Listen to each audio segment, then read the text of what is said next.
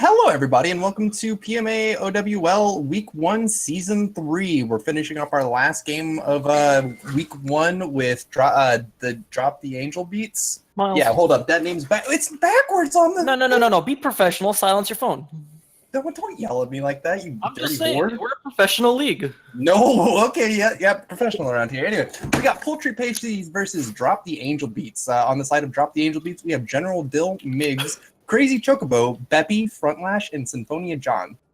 And Braden, take Poultry Pastries. The Poultry Pasties, we're seeing E-Jinx with his legendary Widowmaker that destroys me every round. Theatrix, Punchy McGee, Metro Falco, Darjum, and Van Mundigar. All right, so just off the bat, we're looking at a little bit of a clash of the teams here because if I'm not mistaken, E-Jinx, Metro Falco, Van Mundigar, and maybe Theatrix were all on General Dill's teams last season, if I'm not mistaken. So. I think Symphonia John was also, and I don't know about. No, Symphonia John was on Will's team last season. Gotcha. But we're seeing a right. little bit of either bad blood or good blood. We'll see how this game turns out. I expect to see lots of teabagging and a little bit of BM. It might turn out to be bad blood. Maybe it starts good. It's probably gonna end bad, but that's what we like to see. You know, it's just how this game delves out into in our little community here. You know, Exactly. Everybody knows everybody. Everybody hates everybody. Well, loves everybody. Sorry, there's a little bit of slip of wording there. a little slip of wording. Oops, brotherly love. It's just exalted toxicity, right? Exactly, Braden. That's why we just love this team dynamic.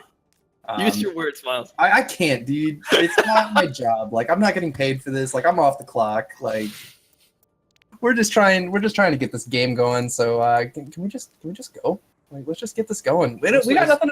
This is the first time we've seen both of these teams, right? Yeah. First time I've seen both of these teams. There's a lot of new people in her. I think Beppy's new this season. Darjum's new. Crazy Chocobo's new. Punchy McGee might be new. I don't recognize the name, and I feel like I would remember that.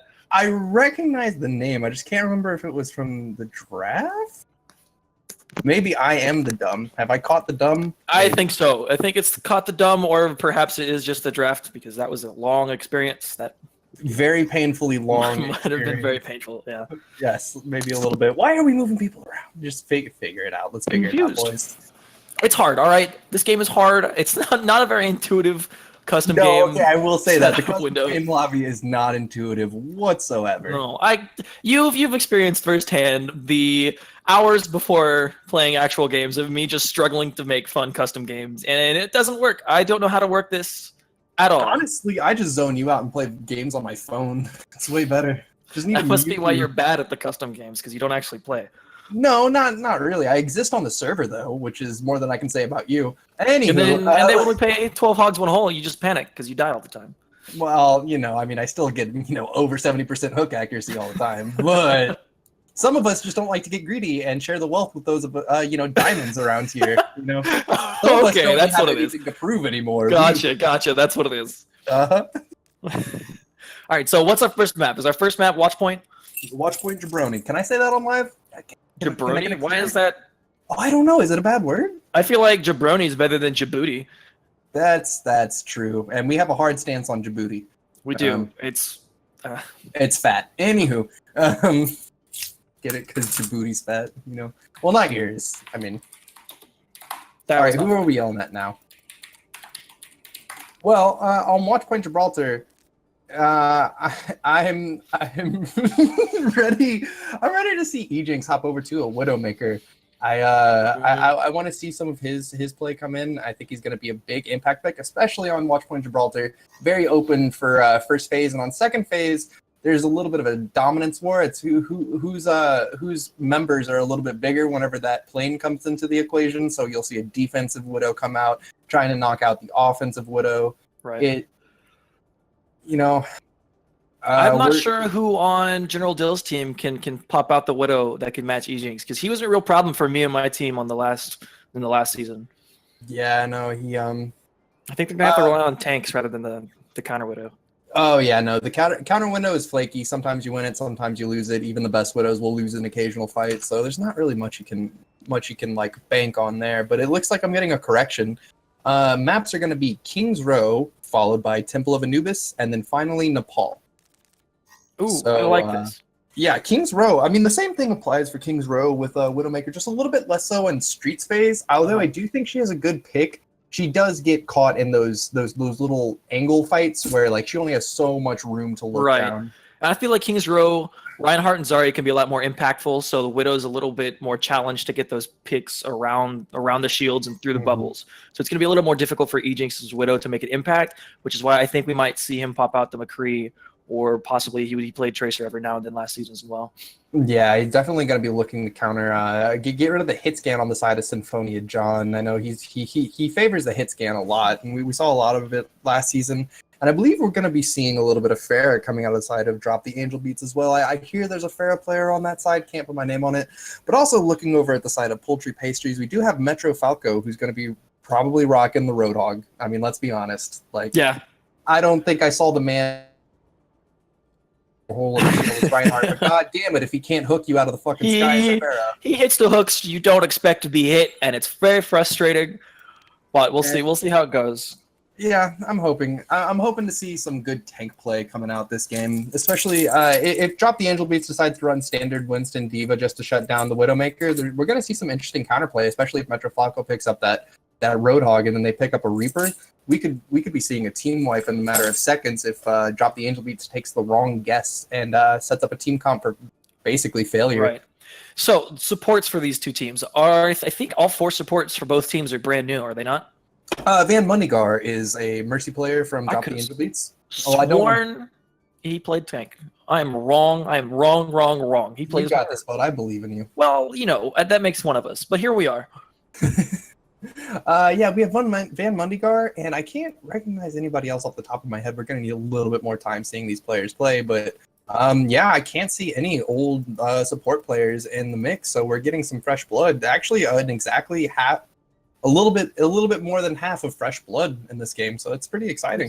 Yeah, it's always good to see how the new guys do and how they kind of react to be put in this custom game environment rather than the ranked ladder, because it's a whole different world. It's a whole different world. It matters a whole lot more how well you listen and how well you kind of react to what the other team does, because it's not the whole solo queue, got to carry hard mentality.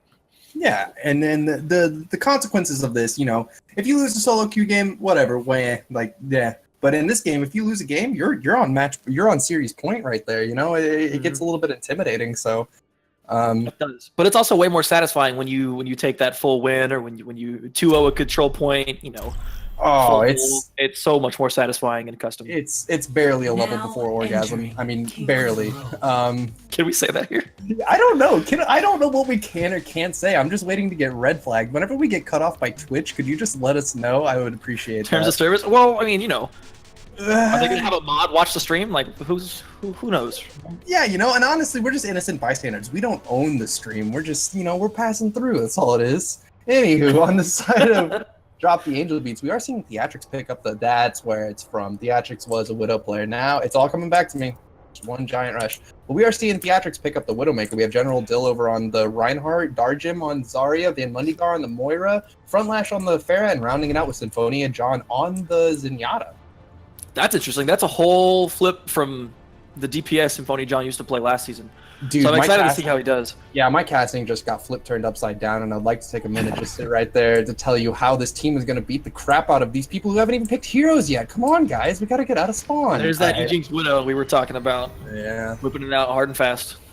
So Ejinx playing Widow on defense is I think it's very feast or famine, because you can find a good opening pick or two, but the attackers spawn right down the road. Yeah. So I think it really depends on where Chocobo puts that shield. That is not where I was anticipating he was going to put the shield. it caught me off guard too. Normally when teams run the Widow, they put up on this little high ground just to the top left of the point, and they'll pop that Orisa shield right at the top of the stairs. That way the Widow can have some protection as she counter snipes from the high door from attacker spawn. But if they want to put the shield down on point, that's totally cool. More power to them. Yeah, and then on top of that, just going about it just a little bit more, we do see Beppy picking up the Pharah. Very interesting pick, considering King's Row is a notorious Widowmaker map. Ejinx already taken out the Adric, so that was a fast early pick. quick. Yep. Yeah. Tap everything, pass. I don't know what General's been saying. We can ignore It's him. Magic the Gathering references. You wouldn't understand, Club. Front lash peeking up over far right side, getting shot down a little bit low, but nothing that he can't back up and get the healing for it. So. Not a map I normally see Pharah duels on. So this DPS duo is the exact same for both teams, and so it's really going to be cool to see just how skill-based these matchups are going to be. Yeah, and quite interestingly, neither team has a Mercy, so both Pharahs are kind of on their own for all intents and purposes. Yeah, Maybe there goes Ejinx taking out Theatrics again. Wow! Frontlash getting aggressive, trying to get in on the Ejinx, but he's not able to. He's wrapping around the backside and drawing a lot of attention. General still going for a big charge. Crazy Chocobo taking out Frontlash. Argent taking out Metro Falco, getting a lot of ult charge off the backside. General quick! Holy crap, that was a fast chatter! Got Punchy McGee, Punch McGee's down. Ejinx is just taking pot shots from the high ground. Not really making much work. And Beppy, Ejinx, and Migs are all just trying to poke away. Let's see what kind of damage they can do. Ejinx finding General Field, but now we have a Tracer on the back of Ejinx, and she goes Honestly, down. I think the best choice of action would have been if they would just back up off the point and let them wait for tanks and kind of regroup. It's okay to give up a tick or two if you can come back and win the fight and hold the whole thing. Yeah, fortunately or unfortunately, General did get a big charge going on over to Crazy Chocobo. Yeah, it was Crazy Chocobo, if I'm not mistaken, and able to knock him pretty low and then get the big slam on Symphonia John, taking out the big heals on the team, more or less, you know? Yeah. Because I believe Van Mundy... No, not Van Mundy. Dude, I'm getting my names all confused. Punchy McGee was already down on the Lucio. Same. Names is the hardest part about casting, but here we are. Honestly, yeah, you know, especially the first season. Ejinx getting the big flashbang and the big on Theatrics. Both widows have swapped, even though there's some pretty alright sidelines, especially on the attacker side. There's a little ledge over here, specifically for Widowmaker. Huge shatter that didn't hit anybody, so it was really an average shatter. Really huge, everybody, really huge. Front lash going deep here, taking down... Oh, he's finally taking down Migs. That front lash barraged the whole team, but didn't die. Is something that just can't happen. Like, she's a sitting target. You gotta shoot her. Yeah, I can't really say much about that. You could say the supports, but you know that's just a little bit of a skill check there, and looks like the side of Poultry Pastries wasn't able to meet up with it. They're just gonna get the point. Yeah, there's no way they can retake it, especially with the tanks that you're running right here. Not enough time to delay, but we are seeing 3 ults for the side of Drop the Angel Beats. And about 3 ults coming out for Poultry Pastries as well, so this is going to be a big team fight for both teams here. Theatrics getting a little bit aggressive, not able to find a stick and just backs off. Beppy's behind, going for the Mad Pharah flank, not doing a whole lot. Real aggressive. Ambitious grab, yep, and there's the more old the coalescence.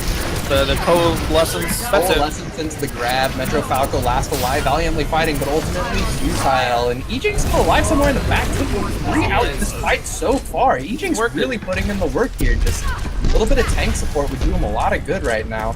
It looks like Beppy's doing the smart thing and backing up, waiting for his team to come in there. And this should be a solid retake out the side of Drop the Angel Beats. Or Poultry Pastries, my mistake. They still have... Where is the high noon? Okay, back for the back right. There's no one else. Nice Donny ult. He still gets the Zarya. Where was the Zarya? I'm confused. She was getting booped around a little bit. Okay. You know, front lash sitting up in this top right. He has oh yeah, no, he was not having a good time. He just didn't. He couldn't call an adult at that point in time. I'm sure he was screaming for it though. It's interesting that we haven't seen either Pharah switch off. And Theatrics just now switching off the Tracer over to the Soldier 76. So we do have a little bit of hit scan to deal with either side. I think that's a much better choice than the Tracer, considering you'd be playing into a Pharah plus the McCree.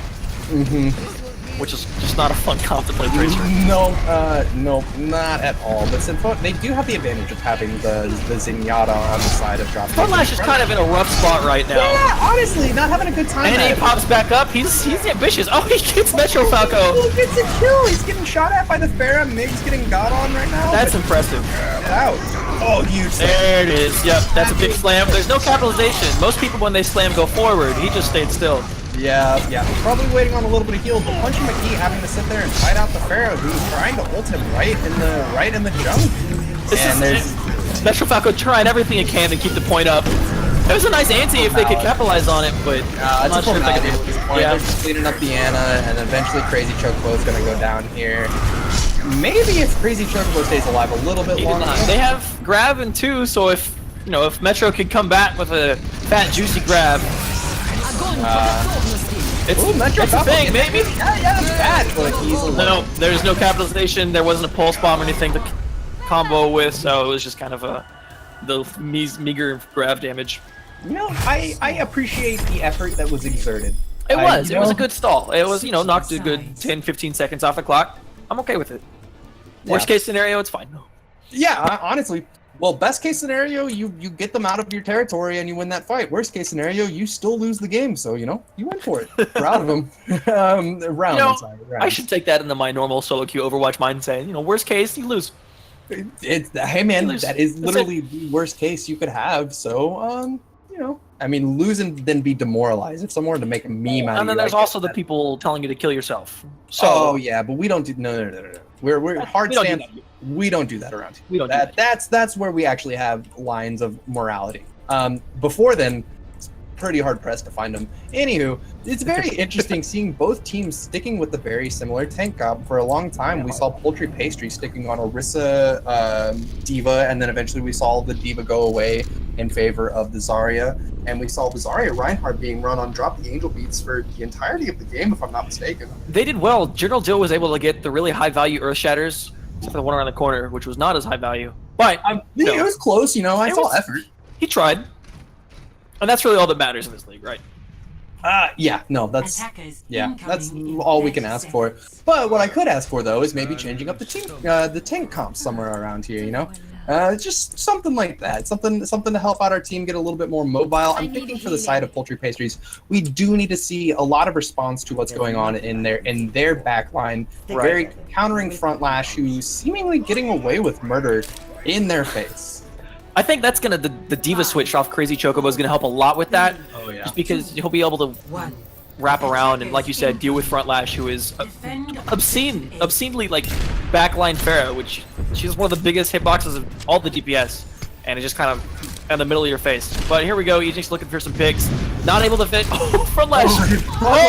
Frontlash! See, that's what we're talking about. He's a hyper aggressive Pharah that just makes things work that probably shouldn't, but shouldn't work. Yeah, he's still there. Yeah, just chilling and having a hard time on the statue, and he's out. WASD is quite difficult in those close-quarter situations, but Ejinx coming back out of spawn right now. But Frontlash is safely retreated finally back to his team, taking pot shots. Oh, he gets hit by the Widowmaker, but not a headshot. Not a headshot. He's able to get out and get a little pocket. Beppy on. Taking a pick on the theatrics, that's great. That Reaper would have caused a whole bunch of trouble once they pushed in. But Ejinx there goes down Frontlash. It was only a matter of time. Yep, and that's both DPS down for the side of Drop the Angel Beats, so we'll see. And there goes Symphonia John. Ejinx clean it up. Ejinx is putting in the work right now. Metro Falco getting pretty aggressive here, and he's going to go down to Darjim. Moira having to back up. This could be the start. They've Drop the Angel Beats really needs something to get back up to high ground and just contest Ejinx. Otherwise, he's just going to tear the team apart from a distance. Oh, yeah. And we can see right now, Theatrix is pushing up behind him. He's going to come in for that flank. He's trying. Down. Yep. I have high hopes. Punchy McGee taking down there he is. In the meantime. Yeah, able to get behind Ejinx, and then in the meantime, we saw 3 people go down for the side of Poultry Pastries. So I don't know if that was exactly worth it. They were able to get the Diva out of mech. Punchy McGee comes in with maybe a little bit late trance. It would have been nice to keep that Diva in mech, but there's still 4, and there they go. Yep, and now we have 5 people on the side of Drop the Angel Beats, and they're going to be able to clean up from here. Punchy McGee finding the nice shots on some Frontlash, of course, way far forward again. You can hear Ejinx getting a little bit frustrated right now, and he finds it. Symphonia Metro Falco getting pinned by General Dill. General Dill trying to make Metro Falco his woman, and doesn't seem to be working so far. General Dill is getting quite low, but it looks like he's going to back up to the safety of a one there. Yeah, he tried. He tried. There's one of those situations where he tried. That's one of those situations where I would have liked to see the defending team just sort of back up, regroup, wait for 6 to retake, because there is enough time once the attackers are on the point. Yeah, hey. No, there was enough time, but unfortunately, not what their plans made out for it. Clean shot from E-Jinx taking out front lash, but unfortunately he fell and kind of screwed himself. But hey. Darjim finding the right click though, so it all worked out. The After's in position up top. He has 82% on his ult. Get down, make a couple of shots on a tank, and he has a big ult waiting for him. Hopefully Darjim is ready with the bubble, because that's kind of an ambitious ult from even the most ambitious Reaper, if you know what I'm saying. Yeah, no, I get that, but we're going to see a little bit of a go-ahead here from his team. Theatric's waiting for his team to call it, and he ends up coming out behind the back now. He's going to have a good line of sight on Beppy, but he was a one-shot, E-Jinx! Oh, and Theatric's... And there he goes, yep. That was a great play from Theatrix. Absolutely won the fight. Not sure why Tony John tranced.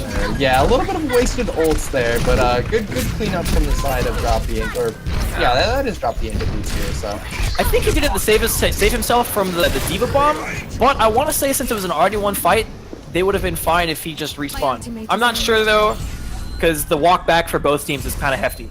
Yeah, no, especially for the side of the defenders, it is quite a task. And Theatric's finding E-Jinx again over on high ground. I would have never expected the Reaper to be the right pick to shut down a Widowmaker, but here we are. Yeah, this is the time, day and age we live in, and Theatric's and McCree. My lord, Theatric's MVP so far. Taking down both of the heroes he'd normally be countered. Like he just teleported up, and E-Jinx had a perfect standing still line of sight shot on him and missed the headshot. Ooh, that's rough. Missed. You're talking about that in the locker room 20 minutes from now. We have locker rooms? Not yet. New administration, new things coming. Keep your eyes open. We're working on it. Yeah. Locker room 2019. For locker room talk and other accessories. Theatric's backing away right now. We had Crazy Chocobo pushing him off there. E-Jinx still trying to take pot shots, but he's getting a lot of pressure now from the rest of Drop the Angel. They're really trying to make sure he feels the pain here. Mainly from the sucky ball from Van Mundigar. Yeah, but there's pain. Yeah, it was. Theatric's in front lash just kind of 2v1ing the Diva, which I mean it's a pick, but in the meantime, all of Poultries are pushing forward, and they're kind of at a disadvantage. What? Huge! He's able to stabilize Punchy McGee with a trance here, trying to keep his team alive. Metro Falco. Ooh, wait, that should have hit too, but it didn't, and Symphonia John's gonna take down Metro Falco for it. Front Lash finding E-Jinx one more time in front of the archway, and taking down Beppy as well. Front Lash just he's like the most aggressive Pharaoh I think we've ever seen in this. Gordon's great, and Gordon gets the good flanks that you expect, and then he just hits the direct rockets. Front Lash just gets in your face and can afford to miss a few rockets because, nonetheless, he's just going to get the crazy splash damage. Yep, and no one knows where he is at any given point in time. Even I lost him throughout all of that, and he killed both of his direct counters. You've heard of the Invisible Tracer, now we have the Invisible Pharaoh. It's what a day and age to live in, but now we have a flank coming out from the side of E-Jinx on the Pharaoh. E-Jinx playing Pharaoh. Ooh, I haven't seen this in a little while. E-Jinx is ignoring Front Lash as Front Lash tries to hit him. Oh, but the level of disrespect to achieve that, though. It was possibly early trance, from Symphonia John. Oh, fantastic barrage! That was great. 8 through the defense matrix. E-Jinx! Oh no! That was Beppy, excuse me. And E-Jinx. Hey, we both got picks. I was right. In a roundabout way. Oh, kind of ish. I mean, you were really close, but we still know Beppy's on this far left side, and Shirley decided to drop the Angel Beats has to know as well. Beppy he has to get out, or excuse me, die, but he's not. Theatrix knows he's there. Oh, Theatrix! Ooh, and Beppy finds Darjim. That's huge. Oh, the General Dill. Big, absolutely. Get a little bit shredded there, but now it's Front Lash. Ooh, like swatting fly. Actually. Yeah, no, he put forward the effort. Van Mundigar gonna back out Symphonia John, and Van Mundigar now just staring at almost an entire team outside of the Poultry Pastries. We got 4 over there, so they're just gonna back up and wait for their tanks and hopefully get one last contest on this point before we get into the third and final phase of this map.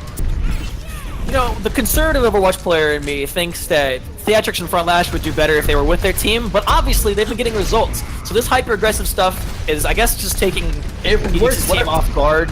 So, like you said, whatever works. Yeah. All right, so it's 1v. Everybody's down 1.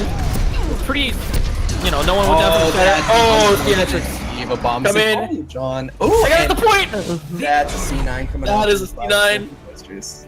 We don't like to say it, but we'll say it here. No, only whenever it's applicable. The team had apt time to get back on the point, forgot, and then that just happens in a big play of the game coming up from Man Mundigar. In the meanwhile, I'm going to go take one quick break, and I'll be right back.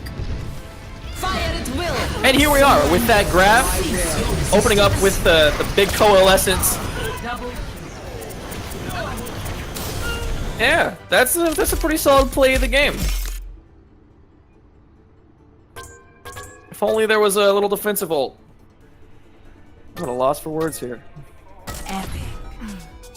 What's the next map? Anubis. Anubis is the next map. It's gonna be big for EJinx setting up on the Widowmaker. Get those nice long sight lines. They're gonna have to get something. Drop the Angel Beats. Gonna have to get something and contest high ground and just kind of put some pressure on him. Doesn't even have to kill him. Just puts pressure on him so he backs up. The less time EJinx is looking at the other team, the better. So here we are. What's the next map? Untap, draw, eyelid, pass. Back to the chat.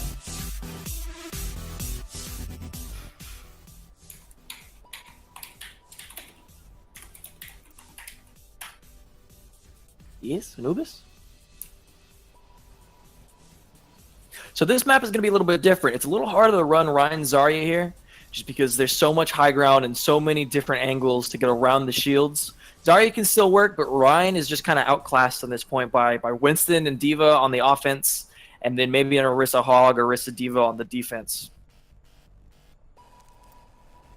Hog works, and then we're going to probably hopefully see the Junkrat on the defense just spamming through that room on the right where the Mega Health Pack is. Kind of shuts down that whole lane of approach.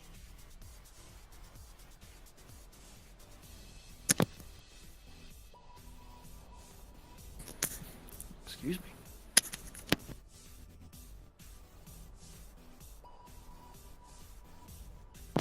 And here we are waiting for my wonderful co-caster, Underused Anu. I wonder what that's short for. Hello, I am Underused Anu here. Your boy has returned. Sorry to leave you with subpar casting, but the Overlord Underused Anu has returned. How's it going, Braden? I'm not gonna lie, it was a struggle. It was real awkward. It's okay, man. We're always real awkward. Just sometimes we fill the void with having a little bit of smooth jazz and a little bit of conversation. That's all we need. My awkward is just dead silence, where you reflect on how horrible my life is. Sanchez, go ahead and play some smooth jazz, please. We're gonna need it for this one. I assume smooth jazz is playing on the stream. So now that we're here, everyone go ahead and grab the finest glass of brandy you have lying around and listen to the soothing tunes. Fuck. Man, you're trying. You're trying. I put forth so much effort into that one just to mess it up at sit back and relax. Like, it was at this point Miles realized that he should never be a radio personality. Dude, I realized that a long time ago. I realized I shouldn't be a lot of things. Commentator's one of them, but look where we are now, dude. Look at this. Here we are. God has his ways. Praise be. So now, looking at Temple of Anubis, we are going to see EJinx over on the left here. I don't think. I talked about that. Wait. Oh wow. Yeah, right. I know some things about the game. Couldn't tell. Anywho, have you seen my SR? Are you kidding me? I'm just kidding, dude. Let's not get it. No, you gotta fight me back. This can't be. I throw the blows. I can take the blows. That's how you take the power out of a bully, though. You just agree. That's true. It's unfortunate, but I experienced it for 18 years. Everybody always agreed with me. It was rough.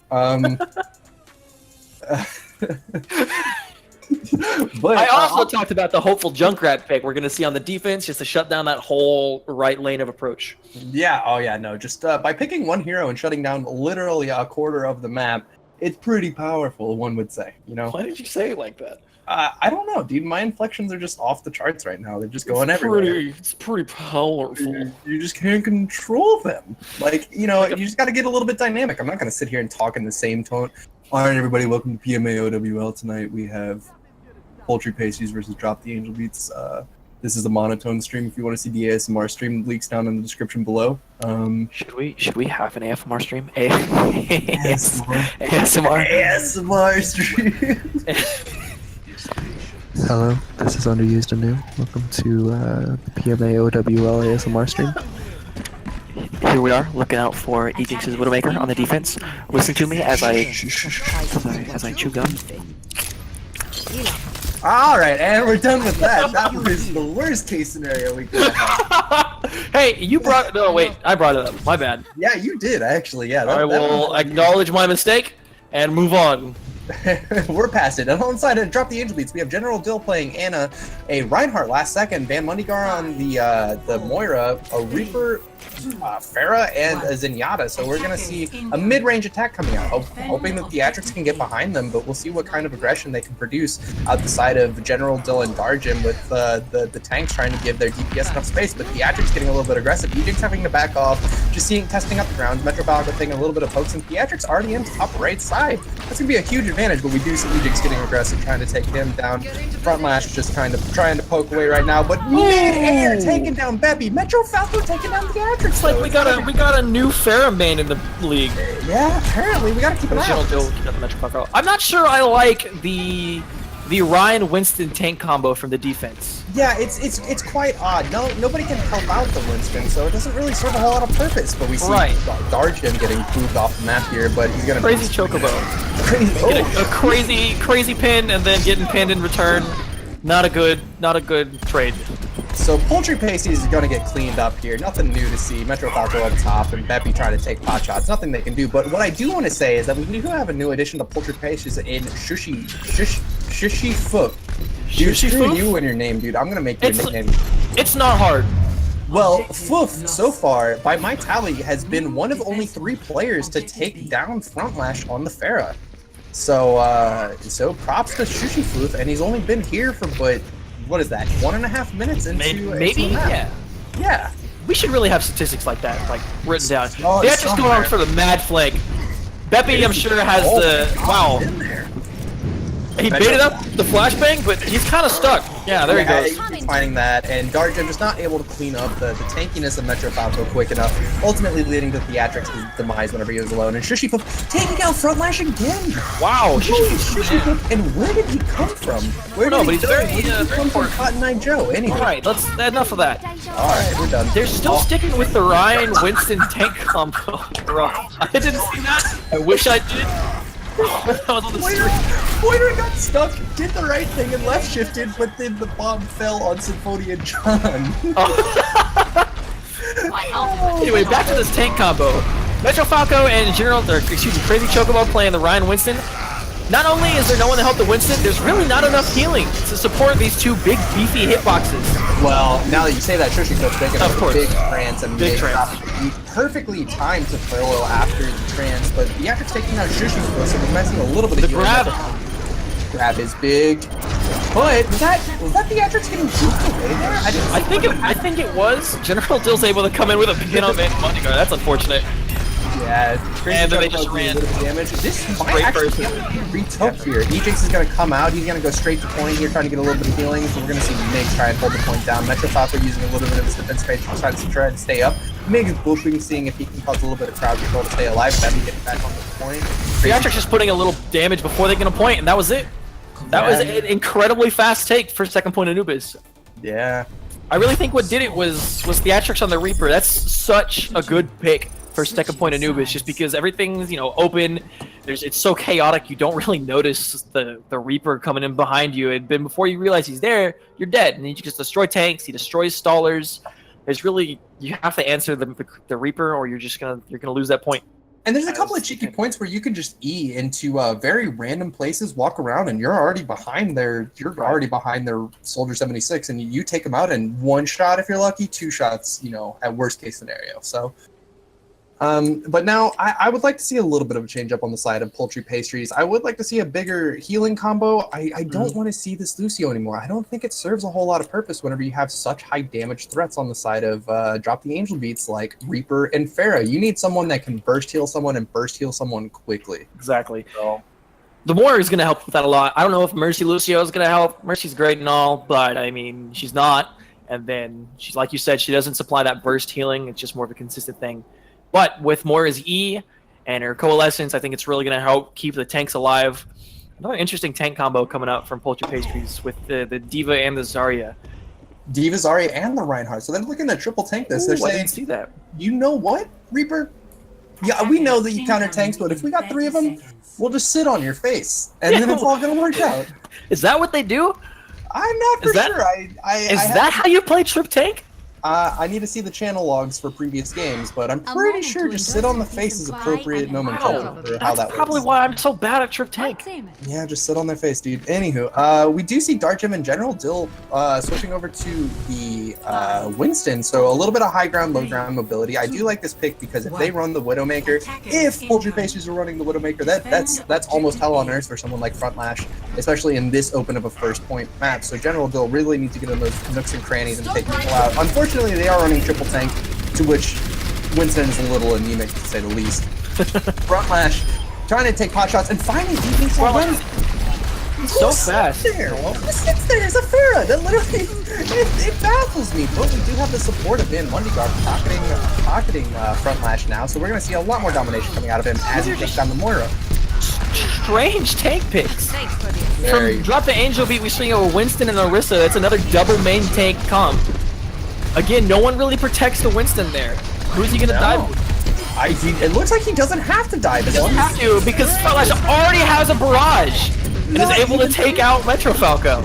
Yeah. And there's Jinx on the point, doing everything he can. He's trying. Ultimately, huge flashbang, but then you can only shoot one at a time. So good job. How many did we get there? It was a 3-person flashbang, but I mean, not really getting much out of it. Theatrics dropping down on Shishifoof now. It did not see the Reaper coming at all. I didn't even see him coming until the very last second. Darjin putting down his shield, trying to push back this tank combo, and I think they're just gonna have to back up. We see half the team out, half the team in. Both these tanks need to get out, otherwise Frontlash is just gonna make mincemeat out of them. And there we go. There it goes. There's just so much burst damage from Drop the Angel Beat from the Reaper and the Pharah. Although, as I say that, the Reaper's taken out. If they're gonna push, now would be the chance. They got the D.Va to take out. But they got the beat drop. The main source of damage. The beat Here drop we go. is And Frontlash once again taking out E-Jinx. His supposed counter. I'm gonna have to reevaluate my Pharah counters after this round. Yeah, honestly, my world got put upside down again. God, stop that. Symphony-chan commented the Coalescence just to stay alive. Metro Falco getting the General Dill whenever he jumps a little bit too far past. Oh! That was a fantastic fortify from Darjin, blocking himself from the Earth Shatter, able to stay alive and pop that battle bongos. There's a lot of spam in chat right now. I don't know if I appreciate the Poultry Pastry spam. I can't see the chat, so that means it doesn't exist. It's a mess right now, I'll tell you that much. There's also someone who's apparently a Rick and Morty fan and much too enlightened to be playing Overwatch. Why are you watching Overwatch, you enlightened? Is their Twitch username just 200 IQ? I mean, no, their Twitch name is Bad Swamp Daddy. What kind of idiot would name themselves that? It sounds like someone from a bad part of the US. That's just unfortunate. Honestly, I'm not going to say any more about the matter. I'll just go through that person. The Andrew coming in with a big 3! Where does he come from with these things? Just I watched that man. And that's it. He killed how many? 5? Able to get Beppy's on top? How? Confused. I'm so sorry, man. His life was just a roller coaster. That was a hard time to be Reinhardt. That was a bad time. Those are the worst parts to play Reinhardt, when you just get booped around and no one cares. No one asks how you feel. They just want you to hold up a shield. Yeah, they just say, "Where's the Reinhardt? Where's the shield? Reinhardt, why didn't you block the slam? Reinhardt, why didn't you kill them? Reinhardt." No one ever stopped to say, "Hey, Reinhardt, how are you doing today?" Little do they know. I don't know where I was going. I had a sentence and I got distracted. So here we are. It's okay, but we still need to push on the left side. But Van Mundigar is going to keep pocketing Theatrics. This is the next level strat to pocket Metro Falco. Frontlash coming in with the barrage. He's going to look for a spot. That's an ambitious. How is he still alive? He's still alive though. We see Crazy Chocobo standing still in half. What the heck? Out the Pharah. I think Theatrics coming in the cleanup. Mig's able to speed boost his little butt out of there. And leaving General Dill, or excuse me, leaving Peppy to his own devices, slowly crumbling under the damage from Theatrics and Frontlash. That was sad. He kind of looked like Beppy never caught the memo that his entire team was dead, and he just kind of turned around and was like, "Where is everybody?" And You know, I'd be lying if I said that I've never done that as Reinhardt. So oh no, it happens. I feel for him. Dude, you gotta block the damage. How is Frontlash getting away with that? He's just poking out behind the cover in broad daylight and able to get out before anybody realizes he shot 3 rockets at him. Yeah, and now he's just getting so aggressive on Ejinx. Thankfully, Ejinx is a little able to get healed up, but Frontlash still pulling the same shenanigans that he has been. Ejinx Look at pushing that. through main ray right now. No, Look at Theatrix right now. He just got the Death Blossom he's looking for. He's gonna jump on Ejinx, or he's not. I'm not sure what he's doing no, now. just let Ejinx push right up mid, and Ejinx holding down. He's coming in. Oh, the flashbang, and now he's on it, and there it is. Oh, that's unfortunate. Ooh, Yeah, that was- Van Mundigar inside the ult, but no kills there for the Graviton surge coming out from the side of Crazy Chocobo. That's And top of the Coalesce just closes just to steal the deal. Just Crazy Chocobo slowly dying. It's a hard life for Zarya in this comp. yeah, no. You're able to get the charge, but not able to get out with it. So it's just kind of every fight's a restart. It's just kind of a mess. Yeah, your life's a roller coaster. I'm not sure what Theatrix is doing, but he's dancing. He's Is he having dancing a up good time here. up there? Yeah, it looks like he's having a good time with the Pharah. Yeah, he's hitting for Lesher having a party. Yeah, I ship it. Whatever's going on up there, dude. They can literally win team fights by just pressing Q at this point, so I think they're good to go. They can dance all they want to. Every team fight, they either have a Death Blossom or a Barrage. Frontlash is going to look for that Rocket Barrage again. Hopefully, this time, either Beppy with their Pharah or Ejinx with the Poultry Pastries McCree can stop the Frontlash before they're able to get that juicy Barrage. But we'll see. Yeah, we'll see what's happening right now. Frontlash is posturing like he wanted it, but he slowly realizes that maybe that's not the best idea, and he's going to back up a little Beppy's bit. coming in and got flashbang, still able to get out. Oh, and Frontlash. There it is. Yep. There's that Frontlash. Very wisely, he saw that Ejinx did not have his flashbang up, so there was no way to stop the ult, and he just went for it. He knew the attention was over on Theatrix, and he was able to stop what they were trying to do.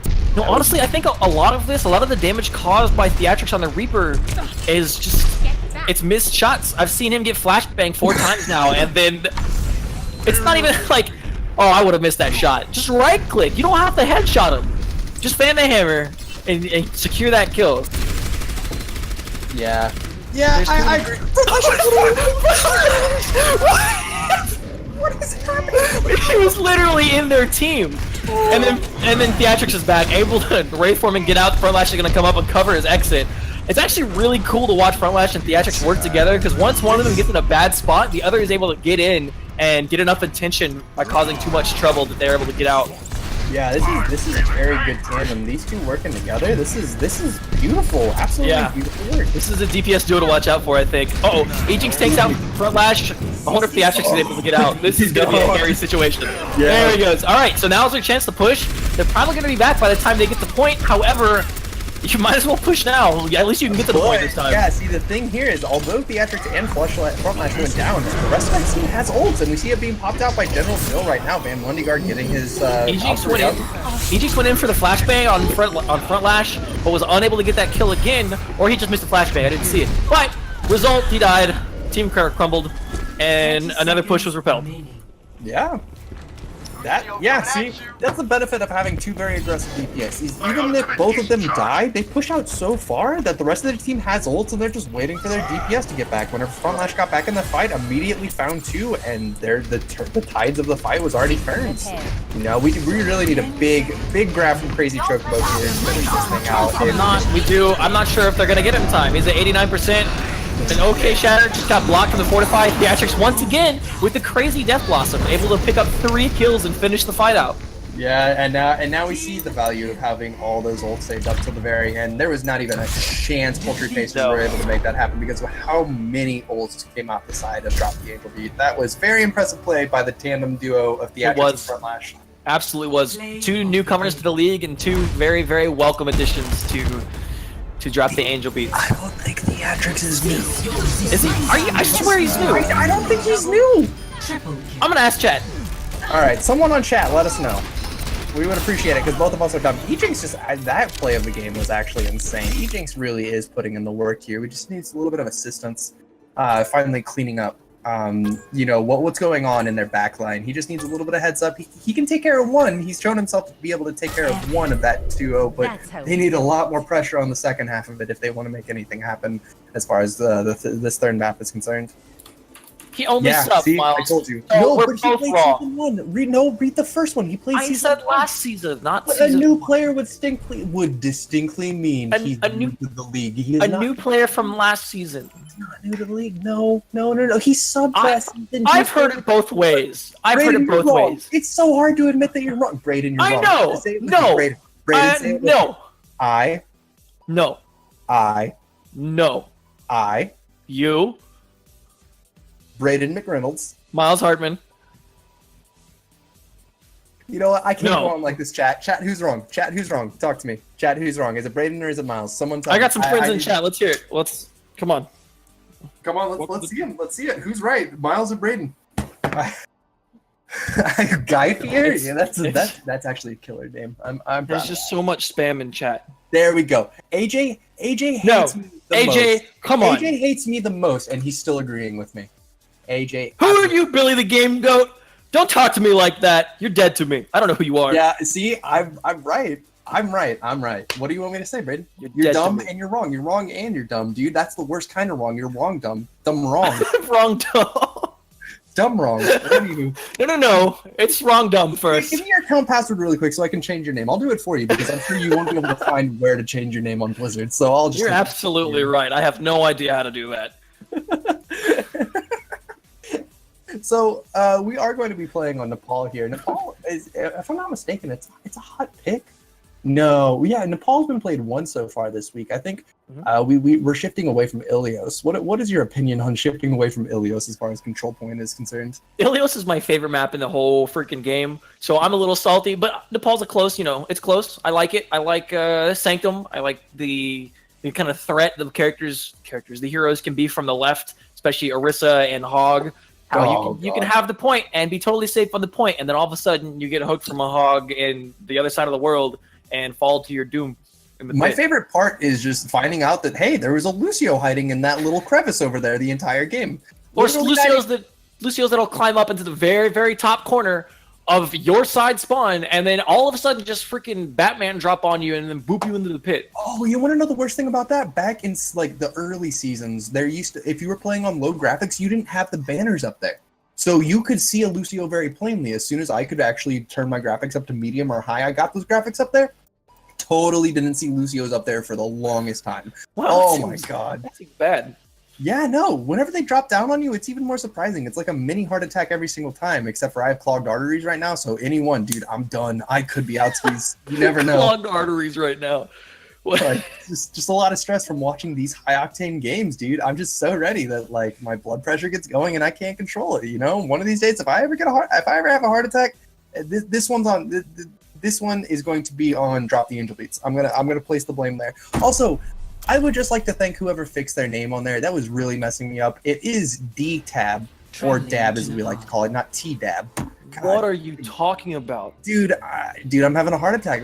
Where's the signs for stroke? I'm having a stroke. That's what I it think is. it's, Can someone... I'm a medic. I should know this. I think it's like smart or something. All you got to do if you're having a stroke is one, if you're smelling like a burnt popcorn, or two, hold both your arms up and then close your eyes. And if you open your arm, or if you open your eyes and one of your arms has floated away without you realizing it, you had a stroke. Holy shit! It's actually going to the moon right now. What do I do, Miles? You didn't have a stroke. You just retarded. Okay, well, let's watch that. You're right. That's morality. You're right. That was toxic. Yeah, we all know you're toxic. I know. Yeah, you have been banned from multiple places. I have not. Hey, at least I haven't been banned from a certain Discord. Listen, I am owed up to it though. This Discord's name is the name of the Discord that I. Woo! Anywho, so getting into Nepal, I do like to see that Migs is going to be back over onto the Lucio. I think speed is very important on this map. Ejinx is going to be playing the Pharah. I would like to see either Shurshiflip or Migs play the Mercy here to keep him alive, but we don't see it on the side of Drop the Angel Beats. So maybe Ejinx is going to be fine with the Pharah. Am I getting these names confused? I think so. Poultry Pastries right now, they're pulling out the Rhine, Diva, and Reaper comp with just a Lucio and Zin, and that's a really brawly comp that takes a lot of damage mid-fight. I don't know if that's going to be enough healing to sustain them, but we'll see how they go compared to the Moira from Drop the Angel Beat. Yeah, no, the Moira just produces so much healing, especially whenever you have a Roadhog, who is literally the feeder of ults on both sides of the team. Both teams gets a lot of ult charge from him. This one is the Moira. But we're seeing Frontlash get a little bit aggressive, unfortunately not able to find anything, and Theatrics already finding Egyptians off the bat. Oh, that's unfortunate. Who got hooked? Who got hooked? Who did it? That's unfortunate. I think he tried to pin and got hooked out of it, which is good. Wow! Poultry Pastry's able to take the point without really winning a fight. They're just gonna give him free percentage. They're gonna, I think they're just a little bit scared of what's going on with being presented. Although I will say that Poultry Pastries did put up a huge frontline presence, and generally feels like enough punching a D that was knocking them out of mech. That was the best. Theatrics on the far left side though. Nick's coming out with the random beat drop, which I respect. Huge shatter from Crazy Chocobo, taking out 3, able to pin Van Mundigar on the Moira.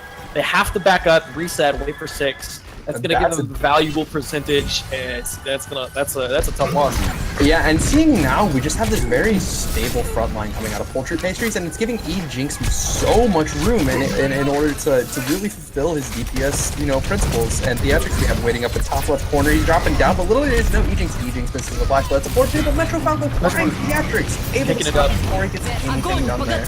Big grab, what ult are they gonna have? They got the whole hog coming out? Oh my god. Wow, that's a lot of ults! What is happening? That's a lot of ults. He's on! Ult after ult after ult. He's ulted while there's 2 trances popping. I don't even know what's going on. Metro Falco's still just shooting. He's holding that left click and it's working somehow. The cool thing about Reaper, you don't need an ult to put out massive amounts of damage. Unfortunately, not going to be enough. Frontlash coming in with picking up kills on Metro Falco, and E-Jinx able to take out the last vestige of resistance. Opposing their take. Now we're gonna wait for 6. The only ults we have left. Theatrics already regrouping, and they're going up top right side. This is the first retake, and ooh, Crazy Chocobo, you done messed up, man. You showed yourself Frontlash solid. Frontlash knows they're coming up from top right. He's just waiting to see if someone pops up bottom left, and now he sees that they're up top left. Oh, able to get a fat direct hit on Shushifu, able to kind of back up and heal without anything. Crazy Chocobo getting aggressive now, understanding that he's low, backing up, waiting for some heals, and Nick's trying to heal him up at the time. He can find Theatrics, so that's a big trying to get back into this fight. Dodge Rim alone. Metro Falco, let's see if he can clean up Dodge Rim here, and he can. He's taking down Frontlash as well. D-drop coming out of the side of Migs, trying to keep Poultry Pastries, but Metro Falco finding Symphonia John, and it looks like they're going to retake this map at 80%. And Mundigar's trying to do his best to keep this point alive. General Dill popping his ult a little bit prematurely. Ambitious. Some would say that's an issue for a lot of gentlemen. A little bit premature, but I'm not going to comment any further. E-Jinx pressuring back Frontlash now. Problem I see with a lot of Zaryas in this league, that was, 1 for 1, that's okay, and the mix coming in with a pick on Roadhog. A lot of Zaryas I see pop their ults after team fights are already over, and there's no capitalization, and that's a huge game-winning ult that you need to have ready. You can't waste it before or after fights. Absolutely, one of the biggest ults in the game. I don't think the only reason why we don't see more Zarya is just the midterm period. Whenever she's not able to ult, it's a little bit difficult to get things going on her. That and Zenyatta kind of does stop her ults, but if you can catch Zenyatta out of time, or if you grab, catch him, and he pops his trance, and you're able to build up another one before he builds up his trance, you wipe the team super easily. Or you just have a pulse bomb, dude. Pulse bomb takes out the entire team. And even if you want to use pulse bomb without grab, you stick the stick the Zenyatta, you make him pop trance, or he dies. Either way, you win the fight with grab. Grab is just it's an understated ability in Overwatch right now, and I think a lot of teams are catching on to that, especially whenever we're seeing more and more overtime healers like Moira, who heals a lot over time rather than burst healing, and Brigitte coming into the limelight. We are going to see a lot of buzz. I think he's starting to pick up the patterns Frontlash is putting down, and finally able to kind of pick up on those kills, but still Drop the Angel Beat's able to come in with the double kill from General Dill. They might be able to push onto the point if they actually move forward. There they go. General Dill coming in with the charge. Behind him now, Shushifoof is in a rough spot. Huge anti-grenade. That was massive. That was a huge anti-grenade. And then the double suck. They got him with the double suck. Moira's a fun character. That's the power of Ana Moira. As soon as you get that anti in there, that ball is just going to clear up whoever you need it to, because it's only 40 damage away from killing off a person, because that ball is going to hit for about 100, grenade hits for about 60. Yeah, you're cleaning people up at that point. So now we have Theatrics getting pretty aggressive here. He has switched off the Reaper, understanding, hey, alright, they learned what I was doing. Let's not take care of it. Let's not try and play this game anymore. Frontlash and Jinx are having the fight of the century, and then... Dude, you got a jetpack! Can someone hit them and let him know? He tried. He was able to pick up E-Jinx, which was great. That was a wonderful fight. Even with the flashbang coming out of E-Jinx, he was able to hit him with 2 directs and kill him. And then he just fell. Bang! Big Riptide from Theatrics, able to take out the 2 supports. I would push this. And there goes General Dill pushing in. A huge anti again. Symphonia John coming in clutch with the big antis. No one's can heal. It's already 40 damage, like you said. A good anti is almost already a team fight won. Oh yeah. No, you hit 2 or 3 people, those people can't heal. You apply a little bit of pressure directly to the forehead, those people are out of the fight. So now we just... Frontlash is going around again. Wow, Frontlash just ignoring what's happening here. Oh, the 2 projectile heroes, let's see what happens. This is a rough spot for Junkrat right now. Is that Frontlash versus Metro Falco over there? Metro Falco scurries away, trying to get out of it. Look at the rat run. I believe in you, Frontlash. Oh, he gets taken out by E-Jinx. Didn't even know where he was. E-Jinx popping off, taking 2 down. Here comes the Riptire. Metro Falco not able to find anything with the Riptire directly. Theatrically gonna get taken out by damage. There goes Dodgem. I don't think there's anything that can be done here. Yeah. That was clean. A little like we said, a little old management from. Excuse me. What? Drop the Angel Beat. You got this, bud. Yeah, sometimes. Yeah. More using the croissant coalescence. What is it? Coalescence. I almost dropped. Little early. What? Sorry. What game is it? What are you talking about? If they can break the shield, that'll be big. It was still big. Where did that come from? Frontlash, what are you doing, dude? I don't know. The Reinhardt shield was there. I think that was on both of them. I think that was both. I think that was a shared fault. I'm gonna place the blame fully on Frontlash because I've been singing his praises this entire game, so I get to rip on him a little bit for that one. That's fair. That's fair. If the Reinhardt turned left a little bit, and if the Fair moved back a little bit, he would have been fine. But here we are, a reset. And now, all we know is General Dill's gonna live with that blood on his hands for the rest of his life. General Dill poking out top left now, but he doesn't really have much backup. We got 2 shatters coming out. This fight is going to be dependent wholly on the Ryan shield wars. Each is coming out and dying. Yes, sir. Oh shit! What is happening here? How did I get Whoa! That's a big grab. With the Riptire coming in with 2. Those are huge. They have a free shatter now, but they won't need it. They already won the fight, like we mentioned with the grab. Frontlash popping ult unnecessarily, but... And him dying on the martyrdom from Junkrat. While he was ulting, that's the weirdest thing. Anywho, did you see what happened to General Dill there? What, did he get trapped up top? Yeah, no, he got booped up in the air by a... That was funny. Wait, he got booped into a trap? Yeah, no, he got booped up into the next high ground. Oh, huge shatter from General Dill. Not really any capitalization. E-Jinx coming in with the high noon. I wonder if he's going to be able to capitalize. Nope, they don't get the point. Punching not able to make it there. He's just right around the corner. That's a little bit heartbreaking considering they did have Riptire being popped and a lot of good stuff going for them. It is. But, you know, we'll see how they handle this. Is going to be the last little series point of our series so far. And why am I staring at the ceiling? Is this lava or is this is light? I don't know why. It looks like lava, right? No, I was with you on the same page. It was. What's this little ball up here? Do you see what I'm seeing? Do you see what I see? Yes, I see. All right, none of that. None of that. Okay. I know this is a music fraternity, but we don't tolerate music in this Overwatch league. Overwatch league music brings happiness. Overwatch brings pain. They don't mix. Sanchez, go ahead and get a good look at this ball on top of the point. This is not a ball. This is an octagon. It's a ball. All right. You don't want to get technical with me? We can get technical. It's the worst kind of right, and I hate you for it. You're technically right, which is the worst kind of being right. Exactly. So now we have coming with an early sleep, and they're gonna push far right on their side. They're gonna take an early fight. Oh, punch going down quick. Darjum's in a lot of trouble. We discorded, and they're pushing in. That's an early win. Early win from Who is it? Thank you. Yeah, he got this. Yeah, front line kind of scouring. He's hiding, trying to get away from there. He does have the pocketing of Symphonia John, but ultimately Ejinx is going to find him out there. That was a very good play by them, being a little bit more coordinated and all pushing the exact same place. Caught, dropped the angel beats really off guard. Van Mundigar now getting shot in the back. Ejinx able to find him off the back of a fire strike by Crazy Chocobo. Metro Falco getting flipped. Wow, and he's able to get out. Yeah. See, that's the thing with Reapers. This whole match is just they get in really bad positions, and then the other team has every opportunity to capitalize on that pick, and they just don't. Yeah, I know. Sometimes it's a little bit slippery. He gets away with that left shift, and you don't know what he's capable after he pops that left shift. That's the crazy thing about Reaper. He can one-shot you or miss every single shot in the clip. Sometimes you have no idea what's about to happen. I can be a little bit scary at times. Beginning of the round, Theatrix was on Lucio, and then he died on point. And now he's swapping over to the Hanzo. Interesting picks. I like it, frankly. Metro Falco is asleep. He's hiding behind safety behind his shield. He's gonna be fine. Wow, not as fine. That was a huge anti again. General's picking up 2. My lord. What is happening? Crazy Chocobo just got slept. Mix coming in. That was big. However, who is that? Ejinx coming with this visor from the side. Not able to capitalize on that Earth Shatter because of that. Dude, this is huge from the side of Ejinx. It really is. We have 3 people on Poultry Pastry, or Drop the Angel, trying to stay alive. General, Dill.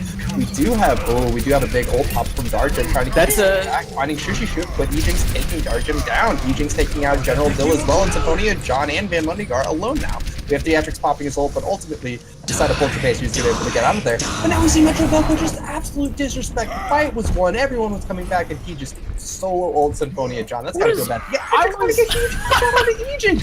was about to question if Theatrix was throwing, but good lord, he just got a headshot. That was awesome. That's a huge pick. They should push it off that, but then there goes from us.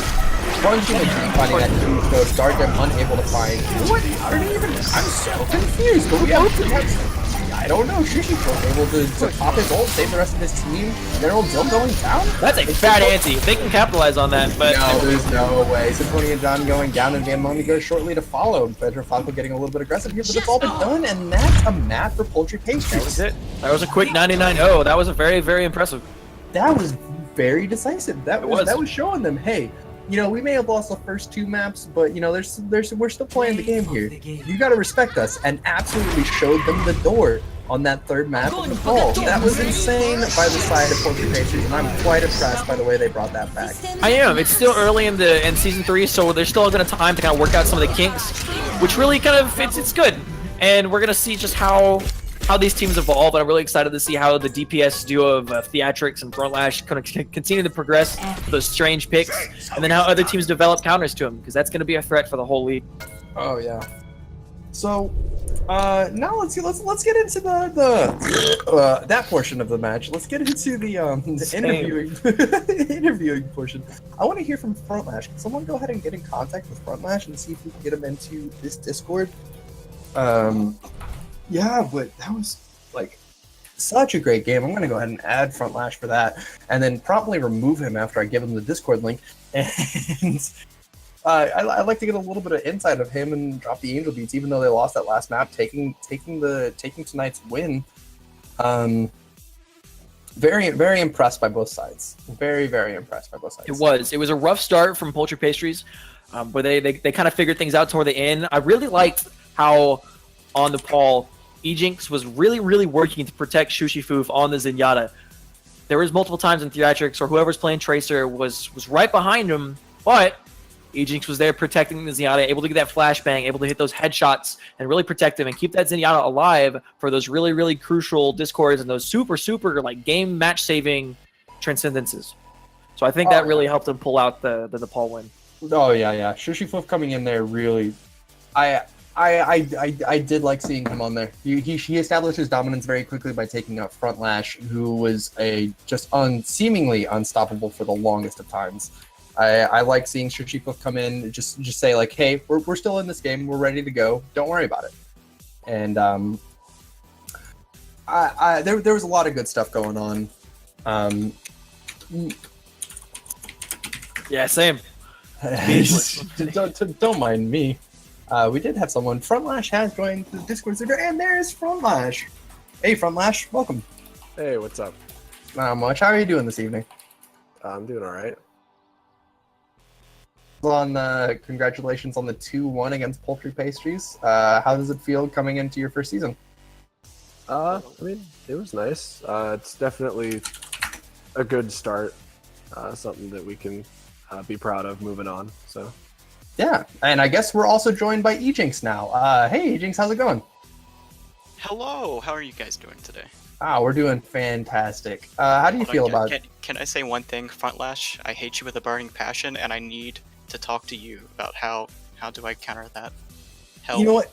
This is going to be way better than anything we had to ask, so why don't you two just hash this one out for a second? Alright, so from our team, between you and Reaper, you guys were our number one problem. Whether it was you putting pressure on us, and then, whether the Reaper or the Junkrat getting behind us, or just some crazy thing happening where Reaper happens to walk in and... Yeah. Sorry, okay, just got knocked on the door. Or the Reaper just kind of walking in and wraithing out, and then us getting punished for us getting called out. So, as a Pharah main, which I feel like it's safe to say you are, has the stream and/or you gone and looked at my all modes time played breakdown of characters? Yeah, I mean it's something.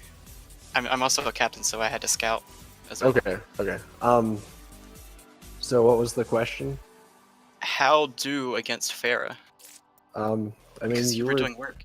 You were picking all the right picks. I mean, you pretty much just take long range hit scan, but I've played enough to know how to get around most of it, especially Widowmaker. And I heard that you were a good Widowmaker, so I was prepared to skirt around the bottom of the maps with all the commoners that can't fly around the map. So it stinks for a little bit, but as soon as you were down with whatever hit scan character you were playing, as soon as you were dead, then I was free just to hop back up into the sky. And I noticed on King's Row you would fly underneath the map every once in a while just to get away from me. Oh, on that And last then, point? Yeah. Yeah. Pharah can kind of hover beneath that point and pretty much save herself from taking any sort of fire, and then when she's ready, just pop back up with her jump jets. So Yeah. Smart play. I gotta give it to you guys. Between you and Theatrics, you guys are doing work. I mean, obviously the rest of the team, but... Yeah, no, thanks. We really appreciate it. Theatrics and I played around a little bit before the match started. We were like, hey, we're both the DPS characters, so I guess we should practice a little bit together. So I think we mesh really well. So I mean, you guys are doing great. What? I guess I'm just gonna step on the toes of the casters here. No, you Oh, no, 100%. I was just letting you go until you stopped and keep going. So what kind of callouts were being made between you and the Reaper? Like, what kind of communication was going on right there? Essentially, it was kind of unspoken for the most part, unless I was flanking, then I would call out that I was moving behind or that I was in position to come around from behind. He would also voice if he was in a position high up or ready to drop in with his ult or something, but for the most part it was where we were coming in from, and Ejinx is dead, go in, so. Alright, I actually added you literally to just message you and ask you questions. Yeah, that's why I added you. Well, I guess I'm gonna hop in a little bit here. Let's hop back into first map here. Ejinx, we noticed you on the Widowmaker there for a little bit at the beginning of King's Row.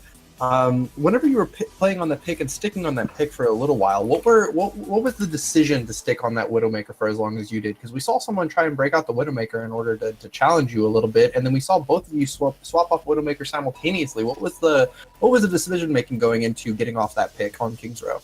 The decision making was, I think he swapped to Tracer, and while I can hit shots, I cannot hit shots on a Tracer. So as soon as that swap comes out, they have a Pharah and they have a Tracer. What's the number one pick against this? McCree, which I also play a lot. So it's easy to make those calls because of the second DPS, I would say. Because it was a Pharah as a second DPS. If Pharah had been playing like a soldier or something like that, it was soldier and I don't know what else. Like soldier and tracer, yeah, I can play McCree. I can also play tracer and pick off the soldier and pick off the Zen, like on first map whenever I was opening up that first point. But it's just a matter of them playing around the shields. I know if they're gonna play Widowmaker, I can normally win the 1v1s on the Widow. That's just because I've played a lot of Widow, and I play a lot of Widow headshot only. Sorry, but as soon as they swap to something that's staying behind the shields, rather it be a soldier, rather it be the Zins and stuff like that, and they start playing back around the corners, I'm useless. Yeah, it's a little bit hard to find those angles on them, especially whenever they're playing a little bit more passively. I think one of the biggest things that we noticed throughout the games was that we were consistently losing the shield fight. Oh yeah, there's a lot of damage coming out of the side of Drop the Angel Beats. And I don't know if that was the Pharah. Turns out Rocket's hurt. Because it was like every time I poked around a corner, the Pharah was there getting a direct hit on me. Yeah, you combine that with the side of the occasional Zen out the side of Drop the Angel Beats, the Pharah doing 120 damage per shot, regardless of where it hits on the shield, that shield's going to go down quite quickly. Yeah. So now I want to hop over to Frontlash on King's Row. You saw the Widow pick from the beginning, and then once you switched sides, you still saw that Widow pick. What was the decision making on staying on that Pharah? Were you just challenging, kind of showing off a little bit, flexing a little bit of your muscles? I guess that's part of it, but I mean, after coming out of the first game, you can say that one character counters another, but I'd have to go back and watch the VOD, but I think I might have killed Ejinx more times than he killed me in the first round. That is absolutely correct. Sorry, Ejinx. So when that's the case, if you're winning the matchup, why switch off? Like, I know that the Widow's there, and it's even harder to play an attack Widow into a Pharah than it is to play a defensive Widow into a Pharah. So once I have the ground, once I have the ground that he has to start challenging, it's a lot easier for me to hold that ground than if I have to challenge him, because I have to find where he is while simultaneously not losing my head. So okay. I agree with that. Fighting into an attack Pharah, or in this case a defense Pharah on attack Widow, I have to take that ground. As a Widow, I rather have to play in the back of the map and just get picks and open up the point, or I have to push up so far to create space for my team to push up. On King's Row, I was trying to go on the balcony, and screw you guys, DPS. Always up there, rather it be you coming out of nowhere behind me or the Reaper coming out of nowhere behind me. You guys really held off those areas nicely. Yeah, but pushing up into that, I would assume you've played against enough Widows to know where the Widow's probably going to set up at, because those are just the best lines of sight. Every time, yeah. So, if I haven't pushed up at this point, I'm probably here. And then you can just spam rockets there. Yeah. Knowing in advance that Dylan had selected Anubis for our map, he was like, does Pharah do well on Anubis? I said, Pharah does all right on Anubis. And he said, by the way, they have like a 3000 SR Widowmaker player. I'm like, oh, well, Anubis is going to be difficult on offense, because I know that little perch way in the back that sits right over the control point is the spot that Widowmakers love to sit, and it's really hard to break through that choke point and that line of defense from the other 5 heroes to get back to that Widowmaker. So I saw that being a bit of a challenge, but yeah, no, I've played enough to know where where the Widowmakers are going to be setting up and shooting from. So I've got my own little routes and maneuvers to get around those and pop up and surprise them. So now that I'm going to cut you off really quickly, because I have had enormous demand from literally all of our viewers, all of them, to bring in Shushyfoof. Shushyfoof, welcome to the stream. Hey, it's nice to be here. How are you doing this evening? I'm doing fantastic. Good to hear, good to hear. I'll have you know, I have been receiving quite the spam to get you into this Discord to speak with us this evening. So welcome. You have quite the audience now in your debut week inside of the PMA OWL.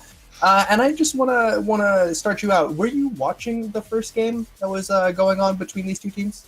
Yeah, I was. I figured since I was not in the first one, I could watch that one and then get in and hopefully have some input to see, like, hey, these are the things we did really well, and these are things we could still work on. And I don't think I may not have done that to the best of my ability tonight, but I think going forward, I think all 7 of us that played tonight have some good input that we can do in like scrims and practices that we can implement into future games. Okay.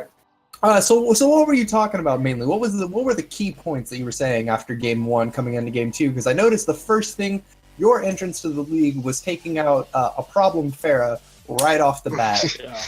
Yeah. Well, the Pharah. I was watching the King's Row. The Pharah and the Reaper were just doing work.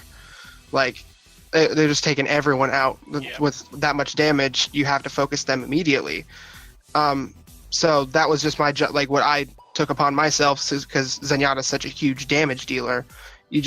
My goal was just to 5-ball the Pharah, and I did that, and then I immediately got hit by a Rhine, which there's nothing I can do at that point. Oh yeah, no, That's a tough time for Zenyatta. we gloss over that part. We know you're dead. There. We were just impressed what you did before you died. That's the true merit of the man. It was a good opening. Yeah. Yeah, it was definitely. I noticed it on our side because I started dying. I was like, wait a second, someone's actually taking me out, and it's not Ejinx from who I've had to been worrying about. Suddenly, there's someone else. Yeah. That's Ejinx doing is a damage monster player. So Shushifu, for your discords, did you have any method to like who your target priority, or was it just the Pharah first and then whoever else after? Or was Pretty it, much, did you have an order? the Pharah first, and then the way I play Zenyatta is more of it's a very, very, very amateur Jonak style. Dude, where same. I just try and put as much damage out there as I can, and heal of course people who need it, and then get that trans up as fast as possible for big ult wipes just to avoid those. So pretty much it's just whoever's in front of me, and I just start saying this person's discorded, go get after this person, this person, this person, this person. Well, it's One a good thing thing that, purple looks good on me. One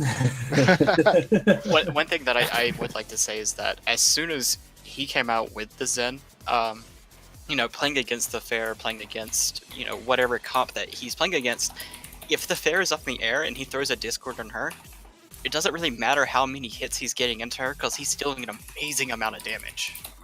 Like, just with these little orbs flying through the air, because they don't have any damage fall off.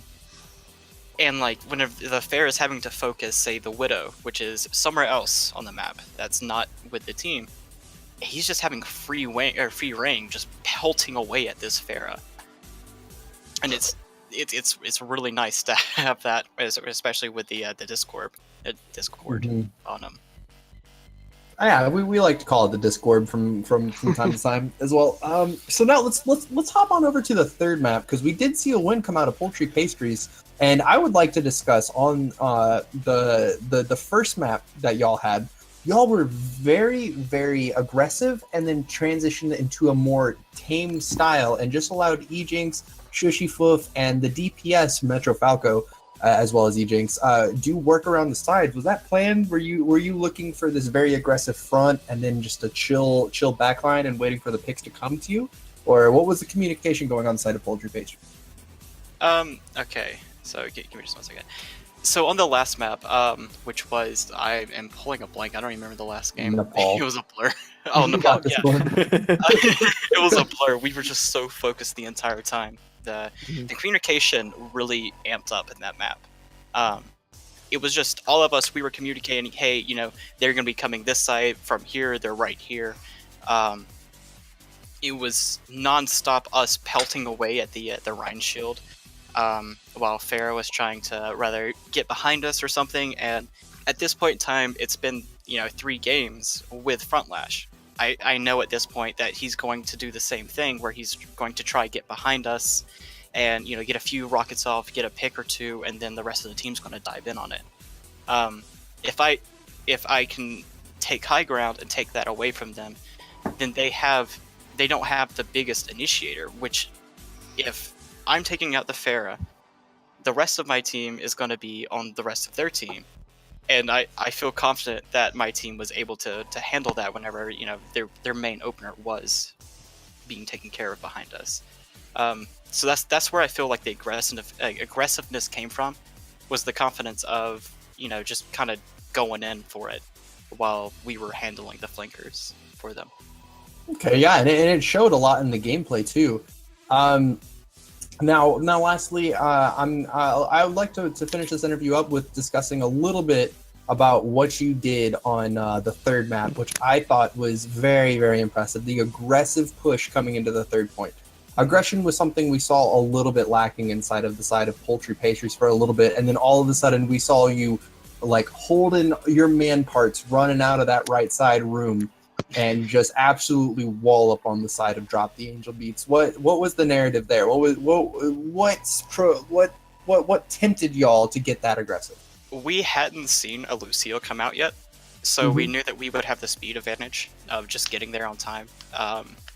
And as soon as we went through that inner, it was actually kind of an accident. As soon as we went through that building, our Reaper just jumped out into the fray. And I was like, okay, I'm dropping down my healing station to try to keep this boy alive. And since we were all there, the call was just to go. And then the next call out was, who are we focusing? And then that's whenever Shushi or the Zen through the Discord on the Roadhog, we got the Roadhog open. We started putting damage down on Pharah, so she had to stay hidden, and we were able to clean up the rest of the team from there. It was just the confidence of knowing that we had the speed advantage of getting there first. All right, you heard it here first, folks. Lucio is still relevant. Caleb rejoice. Caleb, you still got to be with your team, though. Yeah, well, No, that's too much to ask. We can't do that. Secondary. Lucio mains have a different priority. It's Asking Lucios to stay with the team is like asking Zenyatta's to heal. We don't do that. Oh, All right. Well, thank you guys for casting. No, thank you very much for joining. thank you guys. And putting on a great game for us Absolutely. to cast. Yeah, GG. It was a lot of fun. Yeah. Great game from your side. It was All right, awesome. guys, it was a lot of fun. Alright. I'm gonna head out. Y'all take care. All right. Well, You thank you so too. much for joining us. Yeah. Good luck on your preparation for next week's games. We'll see how everybody grows. It's gonna be a good time. Thank you for having us. Of course. Have a good Thank you evening. very much. You Have too. a good night, you guys.